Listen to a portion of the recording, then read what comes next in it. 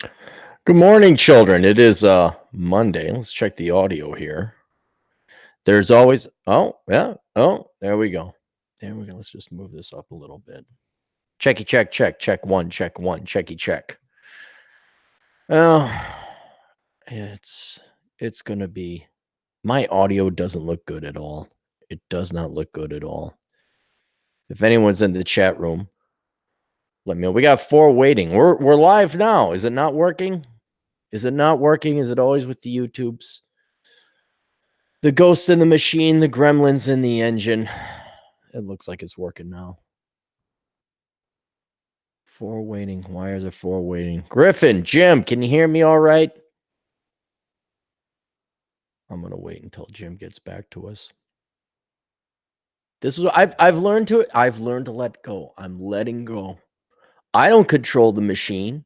I don't control YouTube. I don't control the roads. I don't control the shitty American natives who drive for shit. And I don't control the immigrants who drive for shit. And the American natives, you should all be pretty fucking ashamed, because by the time this first, what do they consider it? Somebody who's an immigrant, of which we have many, you're a first generation American. So your parents were immigrants, but you were born here. Those guys figure out how to drive.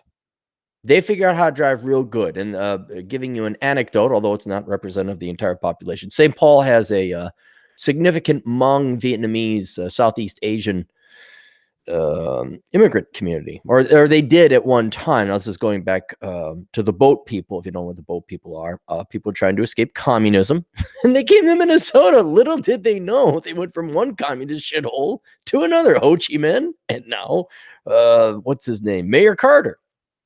But as per usual, the Asian immigrants would come over as adults, parents, trying to escape the communist, choose your Southeast Asian country.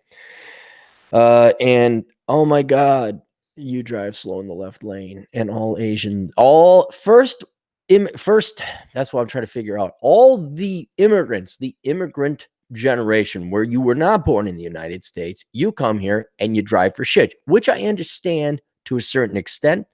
New country. I drove too fast in Switzerland, I found out, because I got 2 speeding tickets. They do the cheap thing. See, they're cheap. They're cowards in Europe. You don't need a cop to actually see you. They got cameras. Oh yeah, you went 5 kilometers over, and here's your $8,000 Swiss franc fine. And I paid one. I said, fuck off to the other. I'm not paying that. So me being an immigrant, I did the opposite. I went too fast because Europeans are pussies. But then when the immigrants come here to the United States from wherever, I understand. Okay, you don't understand that the left lane is a holy and sacred doctrine of American fucking culture. You might as well burn and piss on the U.S. flag, than drive slow. I prefer you burn the U.S. flag than drive slow in the left lane. Okay, for all you immigrants listening. But I understand it's gonna take. There's a learning curve. You got to learn that the left, and then some people never learn. Now, inevitably, maybe Zhang, he learns and he ends up going fast. But his wife, the Asian ladies never learn. Oh no, they'll never go the speed limit. They won't go 5 over in the left lane. Nope. That is just, we'll learn the language. We'll be engineers. We'll be doctors. We'll send our kids to STEM. We'll be dragon lays. Will be the most economically productive measure. But the fuck if we're going to go 5 over in the left lane? That's like the proverbial finger, I guess, that the immigrants give to us. Now, the generation born in America from those immigrant parents, which I guess you would call first generation immigrants. Would that be what it's called? You saw these kids, and unfortunately it's no longer a thing now. These kids, guys my age, basically young men, would pimp out their rice burners. Asian Hmong guys would pimp out these rice burners and put huge ass fins back in the 90s. Some of the older guys probably remember this. Probably happened in other places. They take like a Honda Civic and they would pimp this shit out. They'd spec out their cars real good. It was really freaking awesome. And there was a charm. There was a culture. It was not as gay as Fast and the Furious. It was not that stupid. But these guys were good mechanics. They put in cold air intakes. They put on loud exhaust. And they make good little zip cars out of little 4-banger Japanese engines. And those guys knew how to fucking drive. So it wasn't genetics, it wasn't ethnicity, it wasn't where you came from. It's just they were brought up here. And those guys would pass you over on Highway 94 and 35E. I don't know whatever happened. Dude, I would love to have somebody, because now it's 20 years after the fact. I'd love to have a Hmong or an Asian dude who is part of that culture over in St. Paul. You don't see him anymore. You don't see him. They had these huge ass fucking fins and spoilers, man. It was crazy. And those kids knew how to drive. Those guys did know how to drive. And it showed, you're a fucking American. You got a fucking dick. You're gonna go at least 5 over in the left lane. And already we got the super chats. Look at this. Look at this. JAF SKJNFS. Did you just randomly type in something? You got to set up an account to donate money. That's your username? Did you want to have something a little bit witty? Says for $5, why is it that Jews are behind communism, feminism, usury, the destruction of the Catholic Church and the family unit? Makes me really think. I'm gonna explain it again. The Jews are not behind it consciously. There may be a disproportionate representation. You want to talk about who's behind communism now is your prissy, swipple, waspy white girls who just can't wait to go to McAllister College, another reference to St. Paul. But I don't know why Jews, I'll tell you this, I don't know why Jews vote left. I really don't. There's some arguments it was the kibbutz. Somebody who is actually Jewish, not me with my accidental Jewish blood, can probably tell me a little bit more who actually is Jewish and a practicing Jew. It was to survive or to establish Israel. They were a bit more communal, kind of like the Swedes. Not in a communist sense, but more communal and like, okay, we're going to have free housing. We're going to have free this. We're going to have free that to provide us, a means by which to get by and grow our country. But when people get all pissed off about that, I'm sorry that the Jews are smarter than average and they kick ass. I'm terribly sorry about that. Not really. I'm all for people kicking ass and taking names. But everyone's like, oh, the Jews run the Federal Reserve. No, Jews were, when you banned banking and lending in non-Jewish cultures, but then the Jews could actually be the lenders and then they'd mastered banking and finance. Don't be surprised that a couple generations later, a couple centuries later, all of a sudden they're prominent in banking. They developed the skill. They've honed the craft. Why are all those damn Icelanders such good fishermen? Well, that doesn't mean Alan Greenspan, I think he's Jewish. He wasn't Mr. Communist. He was a Republican. He was hell, you could debate if you're working for the Federal Reserve or if you're the Federal Reserve chairman, if you're actually a free marketer. No, I understand. Here's another thing is if you do well financially successfully, then you tend to go into more esoteric, loftier fields. And so you might have more academic, socialist, liberals, that type of thing. But I don't think the Jews are behind communism. I don't think part of the Judaic religion is to let's have communism spread. Feminism, I don't know about the feminism. Usury, what? Because they charge you interest on money that ain't you. Dude, go ahead. I can't. The usury, I get a kick out of usury. Like, oh, that's too high of an interest rate. Ocasio-Cortez and Sanders. Oh, we're going to set the limit at 15%. Well, why? Some people aren't the risk isn't worth the 15%. You gotta charge more than that. Payday lenders. That's what you. Maybe you should get a better credit score and stop pissing away your money so that you're not charged 15% or 25%. Shit, you could even get a good credit card. You could have really good credit. They'll still get you 25% because you're not paying attention to what you sign on the line for annual percentage, APY, annual percentage yield. It doesn't make me think. It doesn't. Atham. God damn, Atham. Go to bed. What's up? Hey, Ahmed is asking if you join in. Absolutely. Where's Ahmed? We'll get Ahmed in here now. Let's do that. Let's get Ahmed. Where was Ahmed? Here's Ahmed. Okay, Ahmed, I'm going to email you. Is Ahmed around? I'm going to email you the thing. I'm going to copy that. Let's go here. Ahmed, I'm going to email you. You son of a bitch. There, Ahmed, I have emailed you the link. God damn it, Google. Stop. There we go. All right, Ahmed, I emailed you like, you know what I'm going to do? I'm going to go pee because I've been drinking a lot of water and coffee this morning. Just barely waking up. I'll take a real quick break. Hopefully Ahmed's on by that time. But then I do have some stuff to go through. We do have Asshole Consulting Live. If you guys have any questions you want, please go ahead and send them. Super chats, of course. I don't answer free questions. I won't lie to you. I'm also trying to work up my money for lunch. So I don't do breakfast. I don't do breakfast. It really is lunch, and lunch comes at like 1 or 2 in the afternoon. I strongly recommend for those of you men out there. I've never been overweight. I've been what do they call it? Strong soft or skinny fat or whatever it's called. I've been skinny fat. That's because of the work I had to do. But if you forfeit breakfast, you're quasi fasting all the time. And once you get to that point, like breakfast will disgust you. Girlfriend's like, you want some breakfast? It's like, no, I don't want, no, I just let me wake up. Let me get some coffee in my system. Let me just be.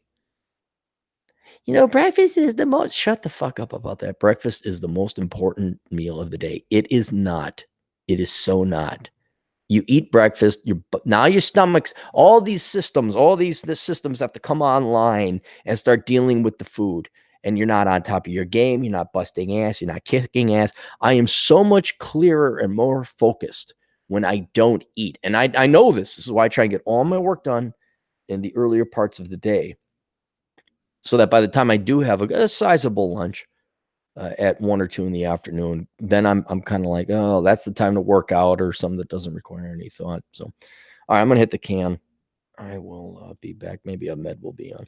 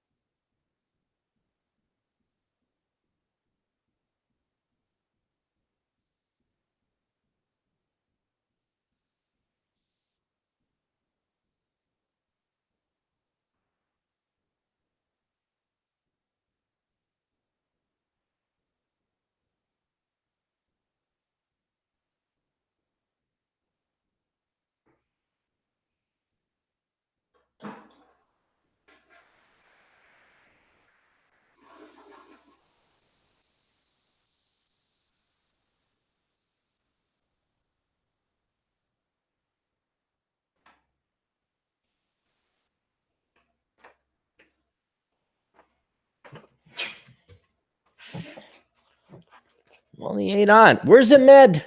I bet you he doesn't know that he's got to use Ahmed, if you're trying to get on, you got to use Chrome. You got to get Chrome. And you need a YouTube account. I don't know if you got a YouTube account or not. But that's how you got to go on. So, while we wait for Ahmed, let me go and get the asshole consulting questions done. A lot of email requests today.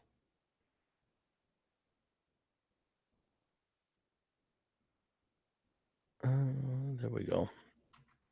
Okay. Good morning, asshole. I'd like to be kept anonymous. I'm a 24-year-old male who's looking for advice on buying property. A little background on me. I've graduated with a bachelor's degree in emergency management. I know it's a bullshit degree. However, I have no student debt because I work through school, and my current jobs pay a stipend for having it. I currently work as an EMT for a municipal service, as well as work as an ER in a major metro area in Tejas. I make approximately $55,000 a year between the two. That's not bad. You're doing all right. And currently have $7,000 in retirement savings, 375 ounces of silver, and $4,000 cash. I do have a small truck that would be paid off this year, which is my only debt. I'm wondering, okay, guys, why are you getting loans for cars. This has nothing to do with this original request, but I had another guy, he's an Ethiopian dude, and he's woke, and not in the gay, liberal, leftist, communist sense. He's woke in the conservative, libertarian sense, because to truly be woke would indicate some kind of independent thought, which means you're not a fucking leftist, because leftists just regurgitate what you're told because you're all easily programmable lemmings. And he sent out a tweet saying that the reason you're poor is because of cars, car loans, new cars. And he's 100% right. 100% right. I'm actually insulted. I won't lie.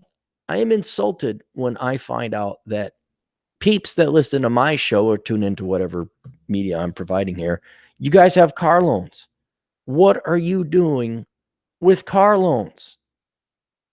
I mean, the gutless Cutlass, I paid $1,200 for that. Admittedly, quite some back in time. So let's say $1,800 adjusted for inflation. My Chevy Caprice Classic, the donk, the beautiful donk, I should have just saved and pimped out later. Had I known, I would have been successful down in life. I paid $500 for that. They were both shitty cars. So when one went down, I'd have the other. That's why you get two shitty cars. What are you guys doing? Buying high? I always loved that. I loved it so much. The naysayers, the sheep, the fucking normies, conformies, and inferiors. Why do you have two cars, Clary? Why don't you save up the money and buy yourself one good one? I'm like, because you're one. This is when Saturn was good, and they'd give you a deal, where your car payment was $300 a month. It's like, well, because dumb motherfucker, your brand new car that you got a loan against, the bank requires you get full insurance on that.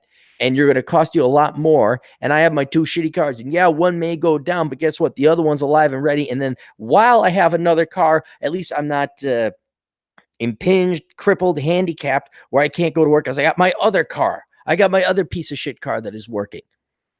And then it affords me time that I can go work on that car and fix it for dirt cheap instead of having it towed and dragged out. And then your fucking Saturn that you, oh yeah, fine, you got your thing. But then you're wondering after $24,000 later and payments and interest and leases and car loans and insurance, you want, oh, I don't know, Clary, how did you do it? Oh God, I wish I could find those people again that mocked and ridiculed me for having used two shitty used cars, thinking I was some fucking moron. The obvious solution is to get one really big, expensive car. Fucking sheep. All right. You didn't pay me to bust your ass on that, but you got free busting of ass on that. Look at that. Free added icing on the asshole cake. I'm looking to start my two-prong approach as you have suggested by starting a small welding, CNC plasma cutting, and fabrication business. I was certified in the past, but all the jobs dried up when the oil bust happened in 2014 and 2016. I want to buy a small auto shop to use for this, but I do not want to fuck myself over in the future. The shop is listed for $120,000. I plan to renovate an office into a small minimalist bachelor pad. I have no girlfriend, no wife, no kids. And no dog, as it would not be fair to the dog. Hey, you're thinking more about the dogs than you are. Most people think about their children. So he just inserts his penis in my vagina and child outsourced to daycare. Strong, independent woman. Oh my God, career.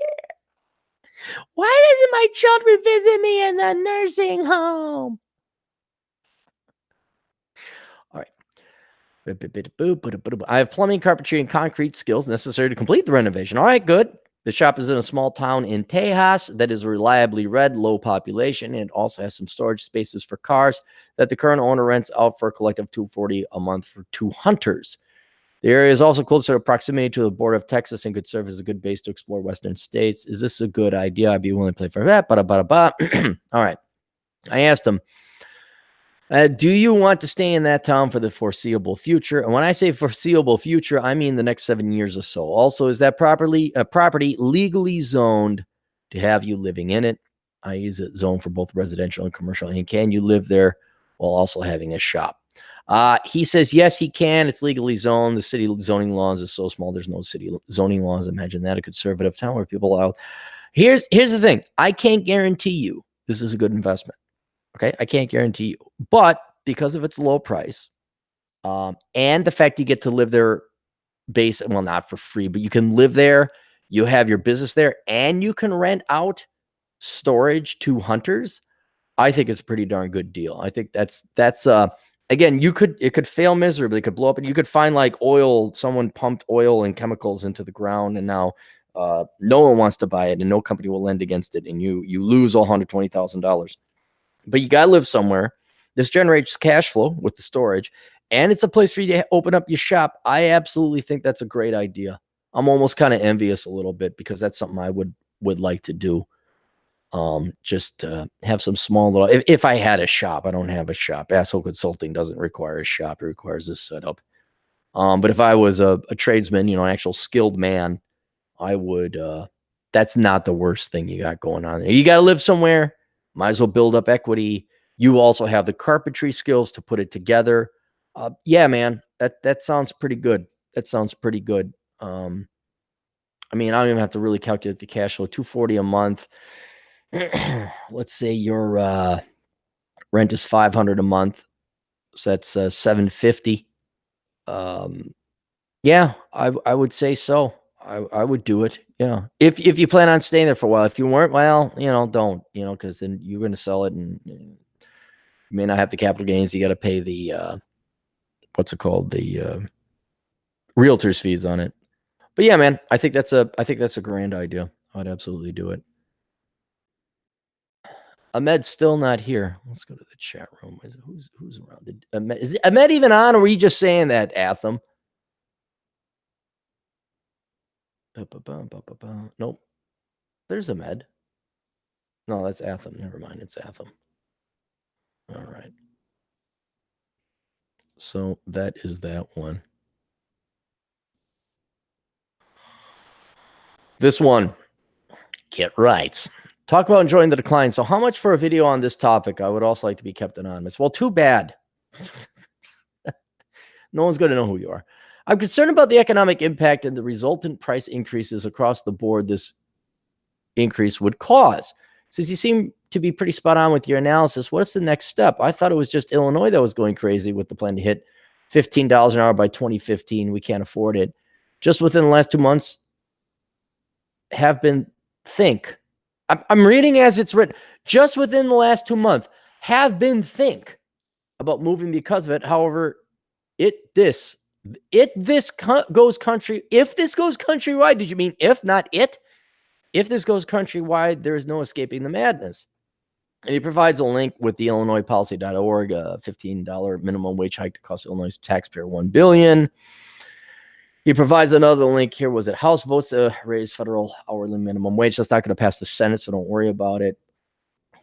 Thursday, House passed legislation to gradually raise the federal hourly minimum wage, which has been set at $7.25 for a decade, to $15 by 2015. So he has some specific questions and a personal question. I'll talk a little bit about the minimum wage. How will this affect the housing market? How will this affect gas, food prices, discretionary spending? What happens to the current low-wage jobs? Will companies push hard for automation? Oh, no, they won't. And then you ask a bunch of fucking questions that have nothing to do with minimum wage, which is why I charge you so much. All right, so let's go through these questions individually. And then if you guys have questions, send the super chat donations and I'll take care of it here. How will this affect the housing market? It won't. Let me explain to you how minimum wage will work. There's a couple things that I detest the minimum wage debate because it is all for show and has no anchoring in actually helping poor people make more money. Let alone something that the Republicans should fight against. Here's a perfect example. It's been set for $7.25 for a decade. Right now, unless you're in a very poor and destitute part of the country, $7.25 is below the market wage. You're not going to get millennials or Gen Zers. You can't even get someone to babysit for $7.25 an hour. And as long as the official minimum wage is below the market wage, they could talk about raising it to $8 an hour or $10 an hour. But if you can't get kids off their ass to go mow lawns for until you hit $12 an hour, you can make it $11.99 an hour and it won't matter. And I've always thought that the minimum wage has been below this market rate for entry-level labor to the point people are like, yeah, I'm not going to work for that. Kind of like how a market would work. You're not paying enough. I'm not working for you. Bye. I could collect welfare. I can live at home. I could play video games. It's not worth $7.25 an hour to go mow yards or to be a McDonald's attendant or whatever. So it's kind of as long as the minimum wage is below the actual market wage for entry level wage and entry level labor, this is moot and academic. I also find it funny that, it's $7.25 for a decade. What, you lazy motherfuckers in Congress can't just add an addendum saying adjusted for inflation? We index it. Every year there's an increase. There's a cost of living adjustment. That would be fair. That's what I would do. But me personally, I would do away with the minimum wage and educate kids in high school saying, look, you don't have to work for $3 an hour. It's not worth your time. I would teach them, personal financial management, self-respect, how to value their labor. And, you see this happen. Again, one of the things I like about the millennials, one of the few things, is that you told the baby boomer fucks to fuck off. No, you don't pay enough. I'll live at home. I'll keep playing video games. You are not paying me enough to go out and do these things. So, it's a joke that's been said at $7.25 for a decade. It should have been adjusted for inflation every year. If that's why you created a minimum wage, presumably the political incentive was to create a minimum wage to help poor. You would have then provided a clause that it increases with inflation, which you didn't, and you never do. And I don't know why, but you guys in Congress are fucking morons. And then on top of it, then they say, well, we'll gradually increase it to $15 an hour by 2025. So and this happened in the Twin Cities, this happened in Seattle, where we're gonna gradually increase it. And really, so then in terms of purchasing power, it's more like $11 an hour, maybe like $12 an hour. Just make it what's a living wage in the eyes of the leftists? Is it $15 an hour? Make it $15 an hour. And the Republicans should absolutely sign up on board with this and say, if the Republicans were smart, they say, we want $16 an hour. And the reason why is because you will punish the people that hate you and vote against you, but then now vote for you because you offered more than Democrats. And the reason why is it gets to the third question this guy has. What happens to current low-wage jobs? Will companies push hard for automation? Yes. You see it already happening. Taco Bell, they have kiosks. Kiosks have replaced their labor. There's one or two people, maybe, when Gertrude or Herbert come in and I don't trust technology. I'm a baby boomer. I know everything. How do I know you're working if I can't see you? What am I doing here? Who am I? I'm not going to a nursing home. Those fuckers. They have to go and talk to the person that's actually going to take their cash. The rest of us who aren't fucking parasites upon society use our credit cards. There's the kiosk, and that's happening in all fast food. Yes, it's going to be automated. And so I almost view the minimum wage like, I dare you. The Republicans can play this game all day. Say well, why not 20? Why not 25? If a Republican was real smart, you really want to hurt poor people, you really want to hurt the people that hate your guts, while pulling off the perfect Democrat scam, con, which is lying to them, making them seem like you're helping them when in reality you're hurting them. You can play Democrat too. You say, yeah, I want a $21 an hour minimum wage. And then these people be like, what?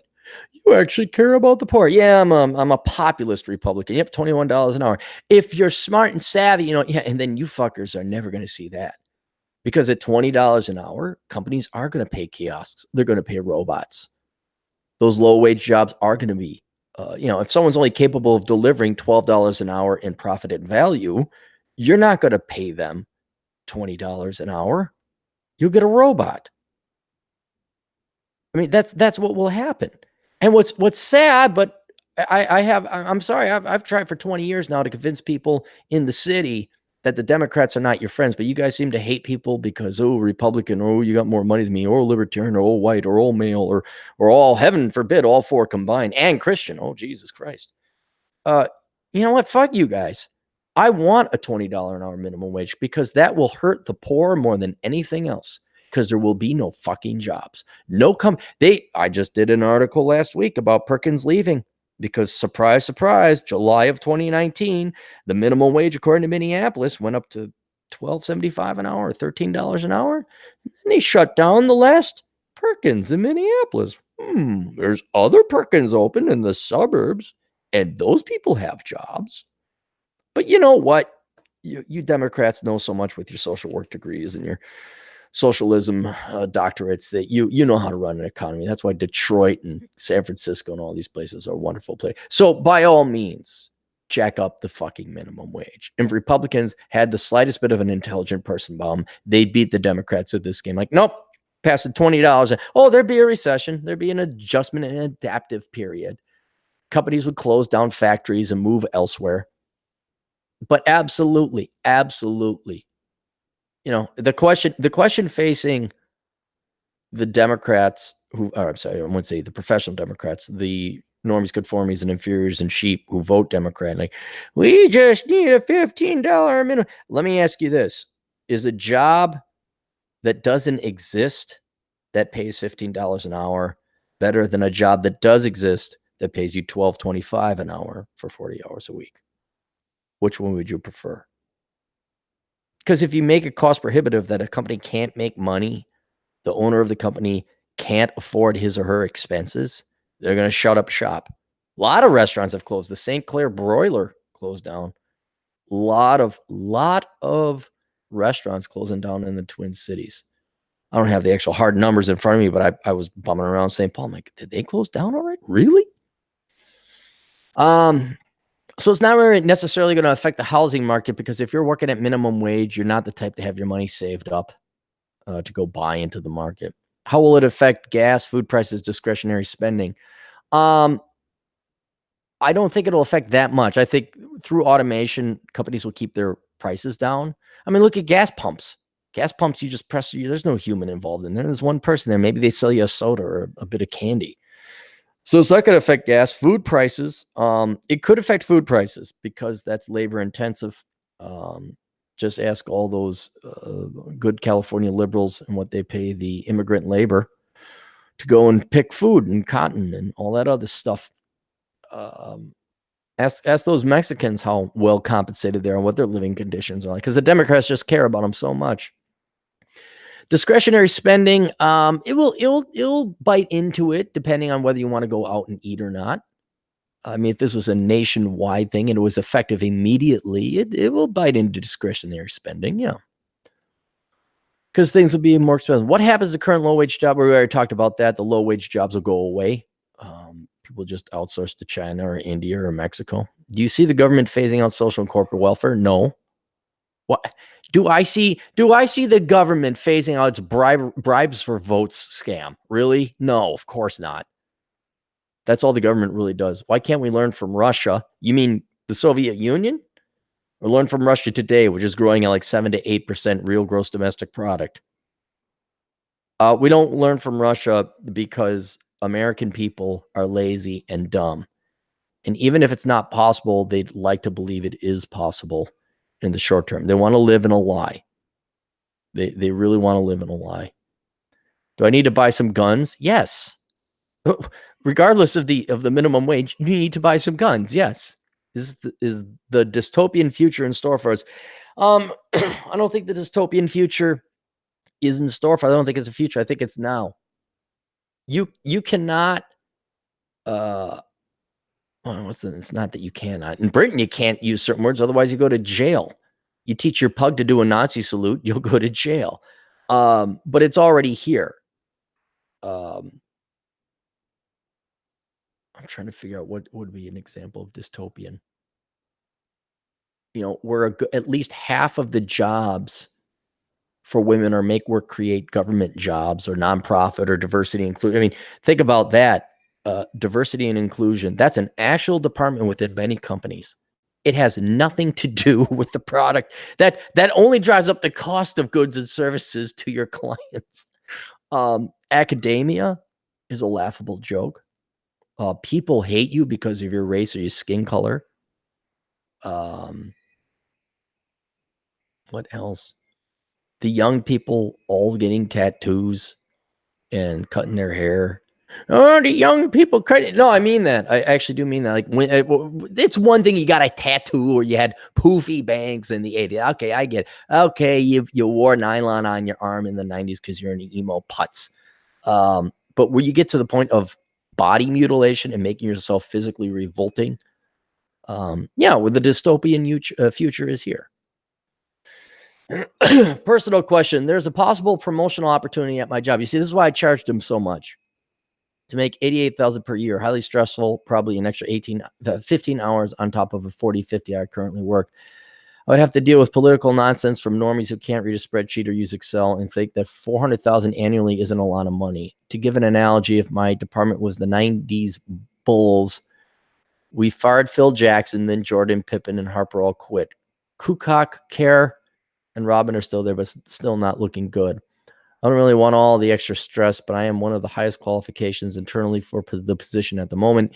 Even some of the coworkers are pushing me towards promotion because they have confidence in me and want stability in the department. However, the politics may be too much to overcome, especially if budgets go out of whack with these wage increases. It's not going to happen nationally. Don't worry. It's not going to happen. It's not going to pass the Senate. Don't worry. Should I just go for the position just to make extra cash before the proverbial shit hits the fan, or should I keep my head low and maintain the 60,000 I make now and make alternative plans? Still working on the 4 to 5 year plan to reduce debt. Look, you're still at the same company, so whether the company's around or not, you're at the post Phil, what's his name? Phil Jackson Bulls. All right. I'd say make the 88,000 a year. But I would do two things. If everyone's prompting you to take this promotion, I would go in there with some caveats and requirements and sign. Like, this is a document you're signing. Here are the terms of my employment. You're going to give me this. I can go home here. I can work for it. That's what you can do. Because you got your $60,000 a year job, which is good. But if they want 15 hours extra per week, you say, all right, but here's some things you're going to have to give me. If you really want me, this is what you're going to do. I get to work from home when I can. I get to do this. And I don't have a boss up my ass asking, are you doing it? I don't know. You didn't dot your I's and cross your T's. So if you can up front negotiate some concessions or agreements from your current employer that'll make this 80-hour work week, or not 80, what is it, 65-hour work week tolerable for $88,000 a year, you could pull it off. The second thing I recommend is, look, man, in this pot calling the kettle black. Old cat took him until he was like 30 some years old to finally figure this out. You just got to not let the politics bother you.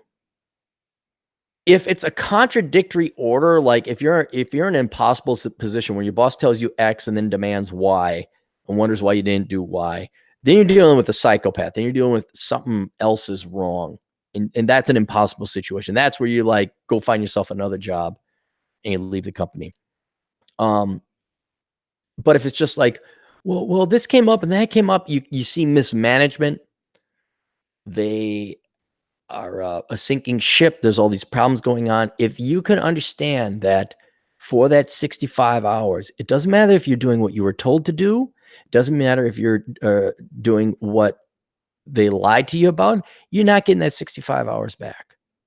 And as long as you can put that together, say, all right, I understand. Whatever you guys want, pay me the fucking money because I don't care. Like, I could drink this soda or I could play with this phone during asshole consulting. Let's say I was hired to drink this soda, not play with this phone, but everyone want you to play with the phone. It doesn't matter. I'm getting paid the same. I should get pissed. Oh, you said I was going to drink the soda and not play with the phone. It doesn't matter. It's the same finite seconds of life pissed away. So are they paying me? Is the main number one thing. All right, so there you go, pal. There you go. Hope that helped. Oh. Nonstop Dre. Thanks, Nonstop Dre. Just say I'm scrolling back up to make sure we didn't miss the super chats here. Nonstop Dre for $4.99. Do you think computer science majors are safe from automation will always be able to find high pay? Yes, I do. You're the ones programming. You're the ones programming the computers. You're the one coming up with new shit. Yes. If not, what fields do you think is safe? Well, it's a debate. There's another debate. The trades where it's like, can it be outsourced to Punjab in India? So you have to actually physically be there. Someone has to physically wire in the wires. Someone has to like do, linemen, which doesn't have anything to do with computers. That you just put lines up in cold. So yeah, they're, sheetrockers, carpenters, plumbers, true trades, mechanics. Oh, a computer give, maybe, but can you really get in there with a robot arm, or do you need a human arm? So those are alternatives, but I think computer science is one of the, if not the most immune and inoculated industries to automation. I think the whole automation scare is overrated. It's over hyperbolized. I just don't see robots or software being able to make all the decisions humans do. I mean, look at principles. Look at how well that works. Principals nowadays in public schools, principals, in terms of policy, you might as well have a robot there making the policy. Oh, you bit your toast. There's a kid that got expelled or punished because he bit his toast into the form of a pistol. Someone forgot their little Swiss Army knife because they went camping in their backpack. Oh, no, we got to call the cops. The reason you have a principal, a human one, is that they can judge and discern and say, oh, look, little Jimmy went camping with the Boy Scouts and he forgot he had it in there. We're not going to punish. Hey, Jimmy, next time check your bag. Don't worry about it, Jimmy. And we're sorry to bother you. But, oh, nope. We have to. Those are the rules. Those are the rules. Well, then why have a principal? You just have a robot. You have rules. And if they're just pure rules and there's no judgment, there's no human factor into it, well, then why the fuck do you need a human? We don't need principals. Principals can go fuck off. We can save ourselves $150,000 a year. But I would presume we have a principal in there because we need a human element, a human who can judge. And you could see what happens when you just have a robot do things. That's not how the real world works. Robots can automate a significant percentage of how the real world works. But when it comes to decision and especially interacting with other humans, you can't have a robot. So I would not worry. Yeah. And you're in the field where you're the ones who program the robots or figure out what new robots to build and how do we program. I think that's one of the safest industries out there. So yeah, that. All right, cool. No more super chats. If you got super chats, send them. This is kind of like the open asshole consulting live. And I'm only doing this very short-term temporary to get through my asshole consulting and then make a little bit of scratch on the side. Good evening, Mr. Clary. I previously sent you this as an email request a few months back. Now I want a video. I want to know your preference on which type of pay is better, wage or salary. I personally think that wage-paying jobs are better since an employee can get paid extra time if they work overtime. Salary jobs look good based on the fixed monthly pay. But with them, the employer can take advantage of the employee by making them work ridiculous hours. I know that success is achieved by working more than standard 9 to 5, Monday through Friday, which is fine by me because at that rate, staying later allows one to avoid traffic. The smart man, Alex. Don't worry, I'm not some snot-nosed millennial who hates work. I'm used to working 8+ hours per day, but more so on the second shift. I'm also curious about your thoughts on severance packages. I believe that when an employee is let go for a stupid reason, then their boss should give them pay for the following 2 weeks, especially considering the 2 weeks notice hypocrisy between employers and employees. It is also important to note that when a boss reminds you that they are paying you, it's important to remind them that this is a bullshit lie. The company is paying you. These are just, well, you are providing them with labor. It's kind of the, it's like dating.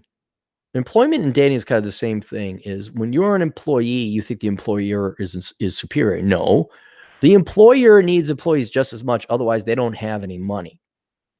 I wish people would be aware of this so that when you go into job negotiations, they lowball you and it truly isn't worth your while. You say, yeah, it's not. I'm sorry. It's not worth my while. And especially dealing with bosses, what lying sacks of piece of shit, inferior shit they are. To realize that you got to view it more as a fistful of dollars type of scenario where Clint Eastwood is the hired gun. Yeah, I guess he's under the employ of the Rojos or the Baxters. If you haven't seen the movie, he basically plays two warring families in the Wild West against one another, and whoever pays him more, he goes and he shoots for them.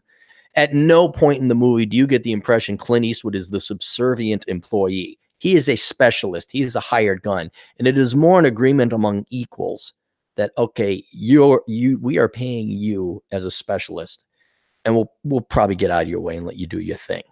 Because of student loan debt, poverty, young people, inexperience, naivete, employers got this attitude, this lip. Same thing with women and men. You guys, oh my God, you're please get it. You're begging upwards. You're going up where you think that they're better. It's like, no. This is a thing of equals. I would even say the men are the ones who are the true prize. Like, well, I'm the guy that works up the shit, and I'm the one that's going to fix all this shit, and I'm going to do all this shit, and I'm the one that's got to be creative and come up with. You just show up with your pussy, tits, and legs, and somehow I'm the one praising. No. And over time that you figure that out, you realize that over time, typically, not always, I know there's plenty of deadbeat guys out there, and the women are the ones working their ass off, but typically the guy is the one that ends up having the longer term, I'd even say in terms of also economic value, but also social value, career value, prestige, whatever you want to call it, cachet. And you boys should realize this is an agreement among equals. Just because she's the girl, just because she has the vajayjay, doesn't make her the superior. It's like, no, for a relationship to work, there needs to be a boy and a girl, and I'm the boy, and I represent half this relationship and negotiation. So yeah, when we're paying yourself, go fuck yourself. I guess you got to find a new guy to work the widget machine. Oh, have fun. Well, I guess you're derailed now. But with 3 weeks, you can't deliver 3 weeks worth of widgets because I'm a key guy. You never told me, but you can't find another guy to show up really reliably as me, and you only pay me $8 an hour. So go fuck yourself. Wait, what? So there's that. I was going to post your message on this request for your own reference, but I figured that you would charge me extra, please. Plus, I doubt that you need a cheat sheet or something like this. No, I don't. So he did pay. So let's go through what I prefer. I prefer wage all the way, absolutely. Because here's the thing: you've nailed pretty much every major thing. There's only one thing you didn't nail, and that's insurance. But yeah, you're right. Salary people get screwed over. Salary would also harken back from the days where, yeah, you could work at this company for 30 years, get your gold watch, and retire. Also with salary, you can't write shit off. Like if you're a wage employee, if you're 1099, it depends. It could also be wage and W-2, but if you're 1099, you're an independent contractor, you can write off your commute, you can write off your gas, you can write off your phone, you can write off all this shit, anything that's associated with having to do that job, you can write it off. Salary, no, you don't get those write-offs. Also, you point out, rightly so, that salary, they'll make you work overtime because they know. And salary is for basic bitch dopey suburbanite people with student loans and mortgages and car loans. That's what salaries are for. Wages for the gunslingers. Independent the 1099 superior race. We're the 1099 superior race. You want my time? You're going to pay for every motherfucking second. And I think that's really the main one that you hit on there is with salary, your time is no longer valued on a per unit basis. Wage. Oh, would you like another 50? So I like unions to a certain extent. Would you like 15 more minutes of labor? Well, I guess you're going to fucking pay, huh? Oh, don't think I'm the friend of corporations here just because I'm a libertarian and a capitalist. I've worked for them. They're scumbags. So there is that. But the other thing is the insurance. And what I got a kick about it, oh, you need insurance, you need health insurance. You still pay for it. I remember working at that bank in Wyoming. And I looked at what they were paying, which could have gone to me. They're paying something like $450 a month for my insurance. I'm like, dude, independently employed, I was paying like $90 a month for catastrophic insurance. I'm like, what? Let's cut a deal. I said, give me $300 a month extra. I'll just go buy my own damn insurance. And then you save yourself $150 a month. That's not. And they said no. I'm like, well, this doesn't make sense. I'm trying to save the money, trying to make myself money. What is, especially if you're younger, and this is something that you young boys and girls, is that the insurance is given to the company as a whole by an insurance company. And they look at who's old and look at who's young. And the old people will pay the exact same in terms of insurance, and the young people will pay the exact same terms of insurance. So what you're essentially doing with my $450 a month in insurance the company was paying for me, I was subsidizing the fat old fucks at this bank. And trust me, Wyoming is nothing but a bunch of fat people. unless you're on meth, then you're not fat. But that's what health insurance is. You don't want health insurance if you're a young person working for a company who's in good health, because they're going to say, oh, well, we're paying you $400 a month insurance. Like, no. My insurance actually only costs $80 to $90 a month. You're charging me that month because Gertrude, the 350-pound HR lady, is morbidly obese and has diabetes. That's why you're charging me that much. And you could go ask them, like, look, you're paying me $450 a month insurance. I can find insurance that's just as good, if not cheaper, in the market for a cheaper price.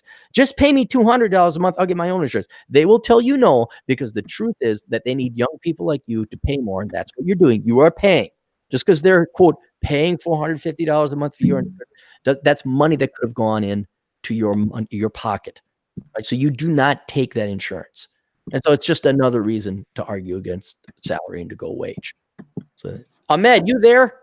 Clary, I am here. It's a pleasure to meet you, man. It's a pleasure to meet you. You've changed my life. You made me switch from psychology to computer science. You made me. I was gonna go to. So when I got out of high school, I got accepted to Berkeley.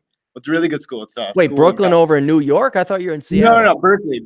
Oh, Berkeley. Okay, yeah. Yeah, so I was gonna go right after, and I was gonna study psychology. Pissed away 4 years of my time, go into debt, become homeless. Everything was gonna go down. But then, honestly, coincidentally, I didn't even read. Like, I wasn't looking at your podcast, but I honestly searched up retirement on Amazon because I was trying to read some books. I wanted to retire. I thought a psychology degree would get me to retirement.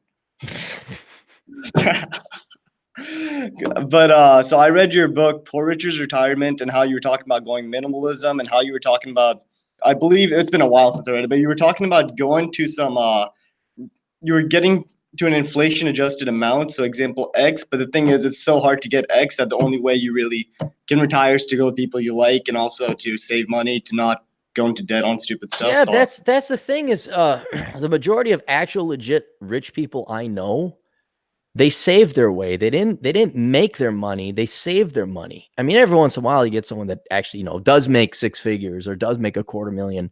And if usually those people will piss it away at the same time on fancy shit. But no, your millionaire next door, and every truly rich person I ran into in banking was like a guy ran a shoe company. He just had a shoe store, and he drove a modest truck, and he'd walk in. He looked like me, like shit. But that's it, man. Yeah, you got to save your way to wealth, than try and make money.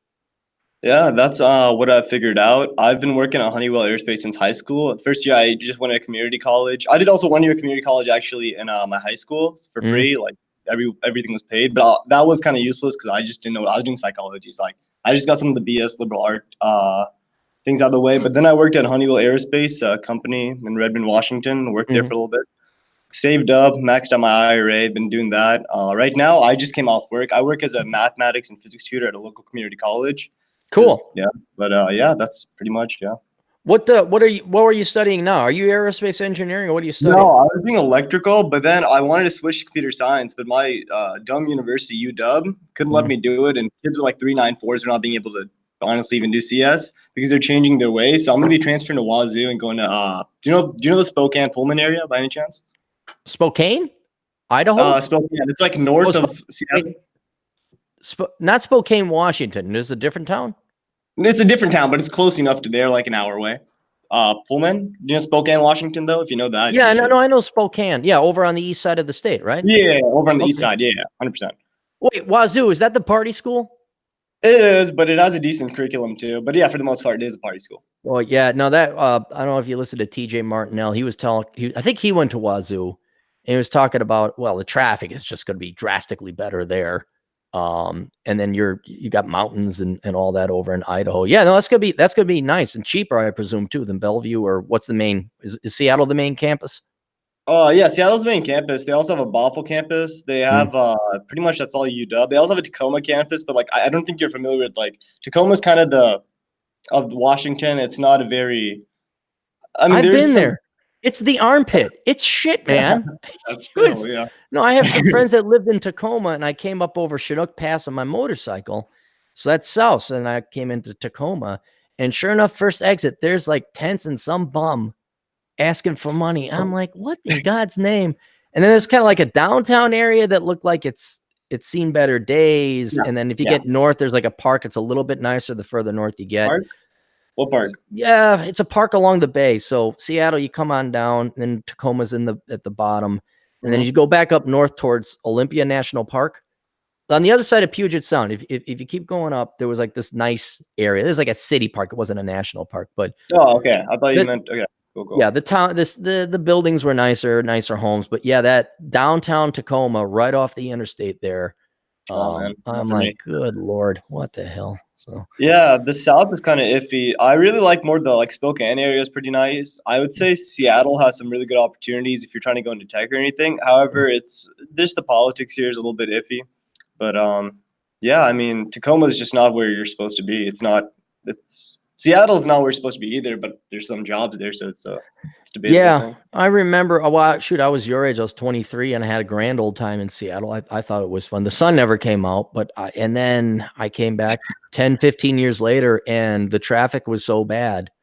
I'm like, there's no way and now I won't even go to Seattle. I mean, I'll visit a buddy of mine, or I'll go to Leavenworth or something, but Seattle proper, unless I'm landing at 2 a.m. at SeaTac and I could drive without traffic, there is no way I would like actually spend time in Seattle. It's now you're not in Seattle, but you're what, on the north side of Seattle? Edmonds, is I'm that on a the town? east side. I'm kind of like I don't want to give my specific location No, away, but that's I'm kind fine. of Yeah. like in the. I mean, yeah, I'm kind of like I'll just give Kirkland. I'm kind of near Kirkland area.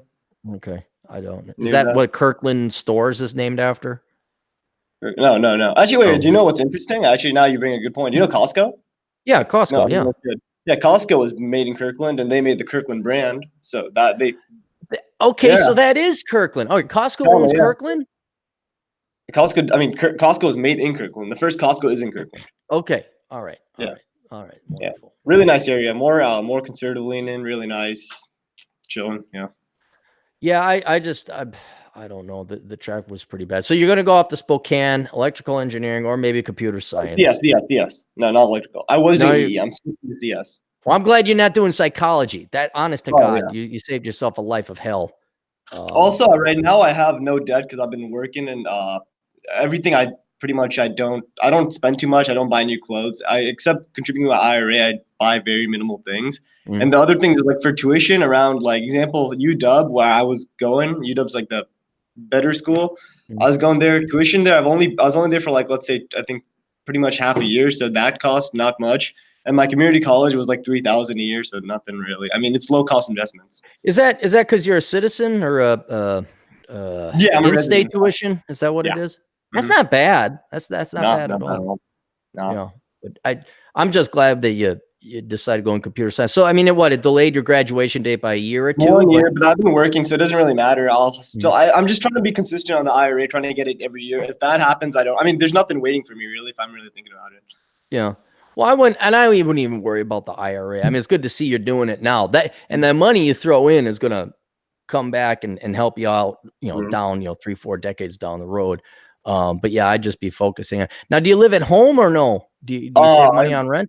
I live at home. I was thinking when I was gonna get my psychology degree to move out, but then I kind of like read. I want to see this kind of went all with your book. How much it costs to kind of move out, and yeah, that's not something I want to do right now. No, it's hard. I mean, that was Yeah. now to show you how much tuition has changed. The lion's share, not the lion's share, but the largest segment of my expenses when I was going to college was rent. It was actually rent, not tuition. Tuition was still reasonably affordable back in the day. Now, if you're going to try to go to school and pay for rent and, car and all that, yeah, I'd say the living expenses are half, tuition is the other half. But back in the day, living expenses was like 70-75%. And the tuition was, you could almost say, almost an afterthought. Not that it was like cheap as baby boomers, but yeah, it takes a lot to move out on your own. That's for certain. It does 100%. Like my dad, when he came to the U.S., he was talking about how like what I paid for community college is what he paid to get his degree, pretty much here, and it's just crazy as hell. He was when he came here as an immigrant, he was working at a gas station. He was getting his mechanic. He's a mechanical engineer. My father. Wait, hold it, Ahmed, hang on. Are you saying a Middle Eastern guy came from the Middle East and ran a gas station and then he majored in engineering? Are you serious? Really? I don't know, man. I mean, it's a once in a blue moon opportunity, but yeah, that's pretty much. He was saying today, honestly, it's pretty hard to move out. He was pretty down with me, but he's not. I think honestly he disagrees a little bit with your philosophy because interestingly, my dad's not really against like business degree. He says he knows a lot of people who got the degrees, and even though it's kind of a bullshit like complete field, he thinks it's a decent way to become successful. It's a little you have to be a little immoral, he says, but it's a very But he is from a different generation. I mean that, I think even when I majored in college, you could maybe make something with the college, but it was seeing it had its last breaths in the 90s. So your old man, which I'm going to assume is 50s or so. older. Older. Yeah. Okay. Yeah. No, he's from a different generation. And yeah, in 1970 or 1980, a business degree was a good degree. Yeah, But now it's, I mean, anybody just ask Chad Elkins or anyone that actually has one. It's not. He was telling me more college back then, even just general, is a little more legit. I don't know how to explain it. Like even like when you're even the liberal arts, he says those were still bullshit back in the day, but those did have some weight. Like the kids could actually somewhat critically think and things. He said, Yeah. Oh, they were. You had to go through the classic liberal arts and learn logic and Greek philosophy and all that other jazz. But now but keep in mind, back in your dad's day, I think less than 20% of the people went to college. When I went, it was 30%. Now, gosh, it's got to be at least the majority of people go to college of some form or another. And basic economics tell you that the degree is going to be worthless or worth less that's than true. what it was 50 years ago. Correct. Like what I've noticed is like something interesting is when you go on like let's say all these sites, let's say where like children or even adults communicate, they always like point out college rankings. But I just found I used to even believe it. So then I kind of then found out why don't you just go on ROI rankings, like return on investment, because isn't that the thing you're trying to look at? Like example, am I going to get an 8% return on this? Am I going to get a 1% return? I mean, if you go to college, you're going to the best college because you know return on investment. What's the point? What have you found any place that ranks an ROI? I think it'd almost be impossible to measure, but has anyone say, "Oh, this is the best school for bang for your buck" type of deal? Harvey Mudd with the private school. Okay, this is why it gets hard to measure. Is because let's say you have a disproportional amount of dudes in STEM, right? Like let's say you have a school that's 50% STEM, and then let's say you have a school that's 1% STEM. Even though the ROI could be misleading, because if you have the school that has 50% STEM and then you have a kid who goes to the school that has 1% STEM, that individual kid who did STEM at a non-STEM school could get a better ROI than a kid who did STEM at a STEM school. Do you guys see what I'm saying? Right. Yeah. It gets disproportional at that moment, and then it's kind of a shit show at that point. You can't really do it. I mean, colleges right now, I think, lie through statistics 100%. They'll go on. Example, the best thing is when children. I was discussing with one of my buddies. He's like, "I'll make 51 grand after college." I was like, "Okay, how?" And then he's like, "This is the average of everybody who goes to college." But then I'm like, "Do you know there's a median and a mean? Like a median is like there's dudes who are way out here, and there's lots of people here. The median may be here, even if the mean's here." Well, and then what was he studying? It also depends on what he studies. It's not like, I go to this college and then I make this Finance. money. Finance. Oh, yeah. He's going to make all the School money in business. the world. Yeah. Okay. Yeah. Right. Oh. Yeah. Well, Ed, you want to do some? I'm doing this real quick. I'm glad you came on the show so we could get you on here real quick. I did all the asshole consulting. You want to do some super chats here real quick? You can give your 20-something-year-old opinion.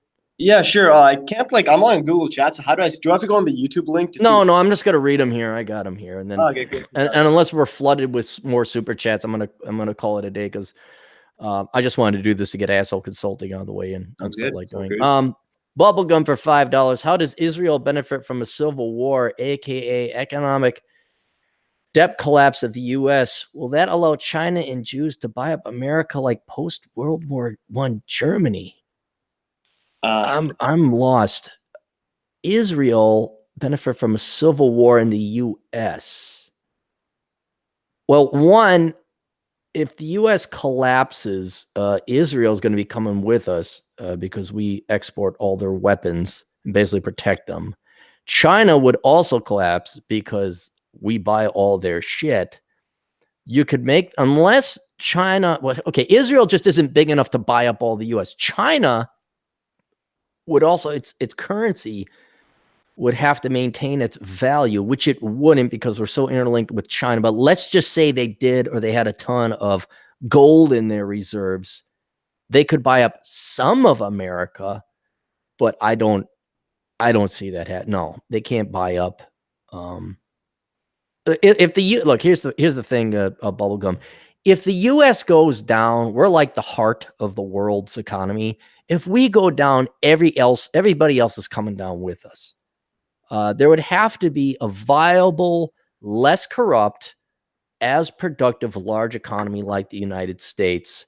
so that if the U.S. went down, and it would have to be independent of us to enough extent that even if we went down, their economic production would continue, so that their currency would have value to be able to buy stuff up. But no such country exists. China is horrendously corrupt. They are horrendously in debt, both private and government. The problem is their debt figures on the government level are hidden in that they're state-owned enterprises, which are, quote, companies, but they're owned by the government. That debt is calculated in terms of private debt, not government debt. I just don't see a competitor to the U.S. that would allow for a currency that, in case the United States collapsed or we went into civil war, that they could come in and buy stuff up. The easiest way for anything to, quote, have people buy it up would be China invades while we're beating the shit out of each other and we're pretty much, destroyed one another, and the U.S. is a wasteland. And then China lands a couple, an occupying force that kind of builds it back up.